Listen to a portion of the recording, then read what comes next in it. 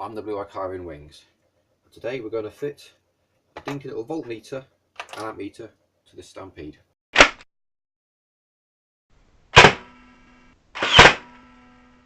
This Stampede is something I'd previously modified.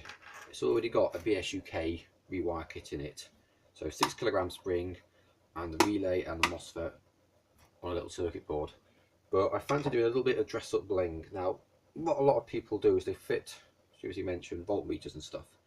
But for the price of a voltmeter that kind of fits in this size, you can get a combination volt amp meter. Now, in all honesty, there's no real need to actually have an amp meter, but I thought it looked pretty cool and different. As I said, it fits in the same footprint, so we're going to do that.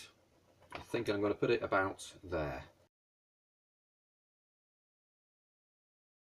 Also of note, when I first fitted this, I will admit I actually did put a bit of the plumber's tape, the PTFE tape, under the O-ring. Now I didn't do it in the way most people do it, where you just smother it in stuff, try and pad it out. I think I took one piece, folded it in half, and wrapped it under the O-ring, so the O-ring itself would still float and move, and I cover that in silicone lubricant. So I'm going to be interested to kind of see how that affects it, because generally people say no, but that's when you're stopping the plunger O-ring moving. But I deliberately did it in a way so as not to be a problem with that. This has been my main for a while, so I've already been running it for a while with that PTFE tape under the floating O-ring.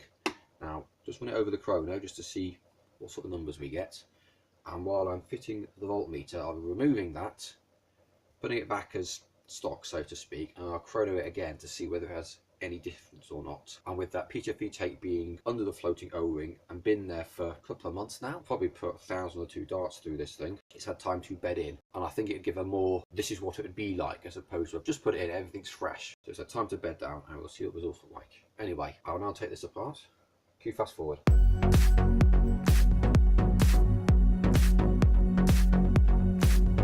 That's all the screws we can see removed. I think there might be a few more under this yellow bit. So this is fitted with the BSUK kit. Right, this switch is connected to the circuit board by this GST disconnect. You see, I supply my BSUK. I've just wired it straight into that little slidey switch. You just activate it that way. And here's the BSUK kit. Now I've covered all the internals in another thing, but I'd left a little plug here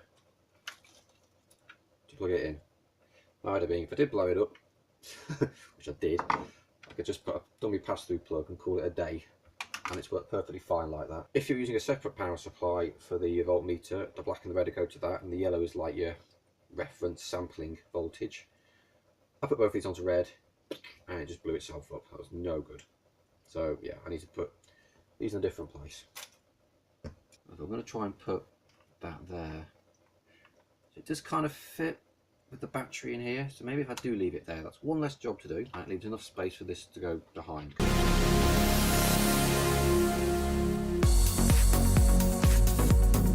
Let's remove the plunger tube and get a look inside that, see how well time has treated that.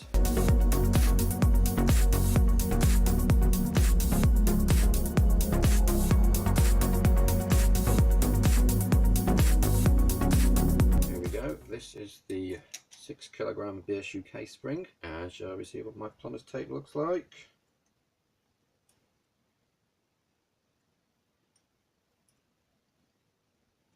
There's a bit of grime in there. Go. That's what your plumber's tape looks like after extended usage. It's completely shredded and irrelevant. So yeah, so I'm still going to chrono this afterwards, but I'm going to tell you this much, I'm fairly certain I put in plumber's tape, at least there's a small amount under there, it just shreds it and eats it and it's gone. In fact, I wouldn't be surprised if some of this gunk around here is related to that getting blown through and caught. So yeah, that's my summary. Don't put plumber's tape under your O-rings, even if you try and do it smart like me, so it's right underneath and you still got your floating O-ring, it's just going to get munched. Baby wipes. Additional mod, I'm actually going to remove this bit here. That bit catches on the back of there. Previously with a strange jam, actually might have been on this one, you see the stress marks. But this ended like that, which meant it couldn't fully retract. I went into the Stampede 4-toe infinite loop. So you need to keep enough of it to keep this down.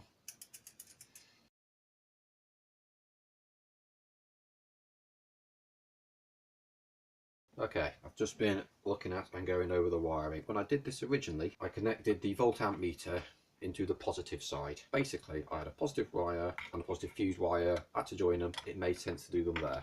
However, that's a bit wrong. So I want to be able to maintain the ability to take this thing apart. So I put a plug on it. So what I'm going to do is I'm going to cut these and solder these together, removing this plug. And I'm going to move this plug into the back side. Yes, I probably should put an entirely new plug on, but I don't get on very well with wiring these connectors. You know, it'd be easier for me to do the wires. So we're going to move that plug into the black side to connect these wires in here. And from the previous attempt, I've already got this. So this will go into the negative.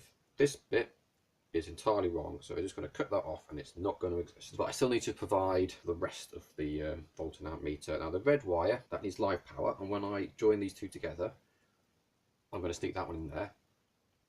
We don't need a ground, because that's provided by being in the chunky side on this, and this yellow one is the signal sensor wire, I call it. Now that needs to go together with the red. So in theory, this should be, the red one should be your power and the yellow should be as near as possible to the load. Probably should be attaching that over to, you know, the motor or something, but I think what I'm going to do is just plug it in with the red one, because this is more to sort of measure the battery than the draw, and it's only a bit of fun. It makes my life a lot easier if I just do these two together. Lose the black one, they go in the red one.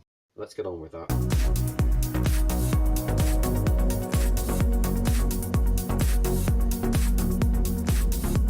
Right, let's do some soldering.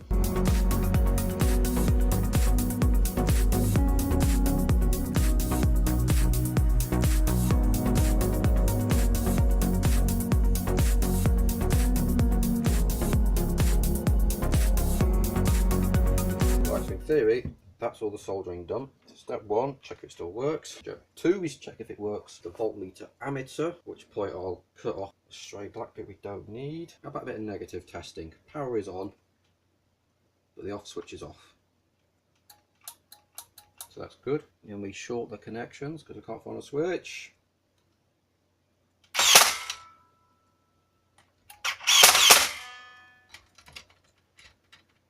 That works. We'll plug the dummy plug, so that goes in there. So that's me, call it my live, my sensor attached.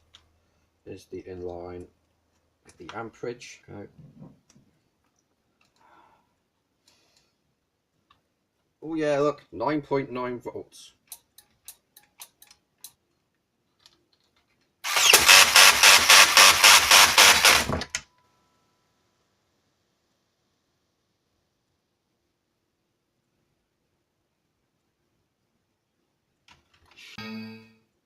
That shouldn't happen.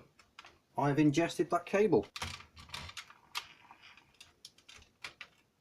Yeah, look at that. At least that bit was turned off.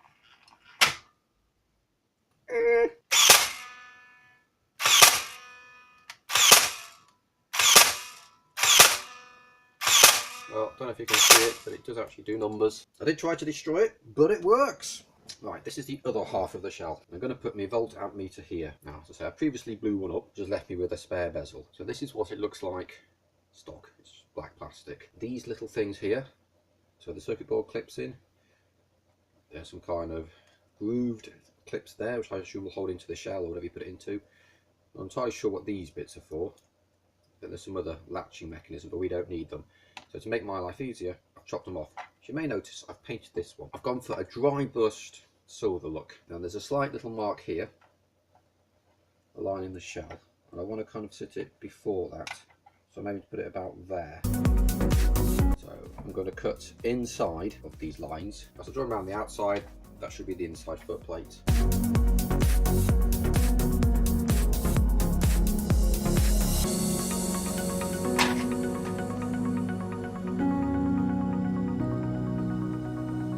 That's that. I will push this in and I will push through the circuit board from the other side.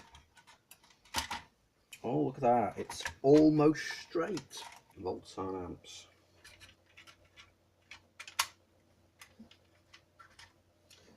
Right, I've put the circuit board into one side.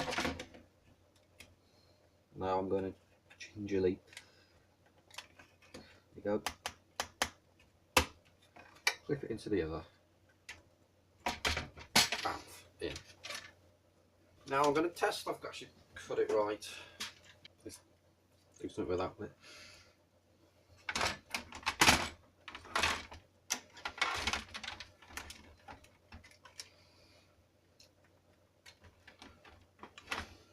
Well, at least there is a fair amount of slack attached to all of this.